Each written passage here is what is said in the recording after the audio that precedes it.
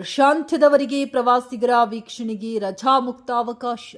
ವಿಜಯನಗರ ಹಂಪಿಯ ಮೃಗಾಲಯ Shri Atal Bihari Vajpayee ಜುಲಾಜಿಕಲ್ park December 23 ಮತ್ತು ಡಿಸೆಂಬರ್ 30 ಮಂಗಳವಾರ ಸೇರಿದಂತೆ ಪ್ರವಾಸಿಗರ ವೀಕ್ಷಣೆಗೆ ರಜಾ ಮುಕ್ತಗೊಳಿಸಲಾಗಿದೆ ಎಂದು ಉಪಾರಣ್ಯ ಸಂರಕ್ಷಣಾಧಿಕಾರಿ ಕಾರ್ಯನಿರ್ವಾಹಕ ನಿರ್ದೇಶಕರಾದ ಡಾಕ್ಟರ್ ರಾಜೇಶ್ ನಾಯ್ಕ್ ತಿಳಿಸಿದ್ದಾರೆ. ಕ್ರಿಸ್ಮಸ್ ಹಬ್ಬದ ಪ್ರಯುಕ್ತ ಶಾಲಾ ಮಕ್ಕಳಿಗೆ ಶೈಕ್ಷಣಿಕ ಪ್ರವಾಸ ಹಮ್ಮಿಕೊಂಡಿರುವುದರಿಂದ ಶಾಲಾ ಮಕ್ಕಳು, ಪ್ರವಾಸಿಗರು, ಜನಸಾಮಾನ್ಯರು ಹಾಗೂ ಸ್ಥಳೀಯರು ಮೃಗಾಲಯವನ್ನು ವೀಕ್ಷಿಸಲು ಅನುಕೂಲವಾಗುವಂತೆ ರಜಾ ಮುಕ್ತಗೊಳಿಸಿ ನಿತ್ಯದಂತೆ ಸೇವೆ ನೀಡಲಾಗುವುದು. ಕುಟುಂಬದೊಂದಿಗೆ ಹೆಚ್ಚಿನ ಸಂಖ್ಯೆಯಲ್ಲಿ ಮೃಗಾಲಯ ವೀಕ್ಷಣೆಗೆ ಆಗಮಿಸಿ ಪ್ರಾಣಿಗಳ ವೀಕ್ಷಣೆ ಮಾಡಬಹುದೆಂದು ಪ್ರಕಟಣೆಯಲ್ಲಿ ತಿಳಿಸಿದ್ದಾರೆ.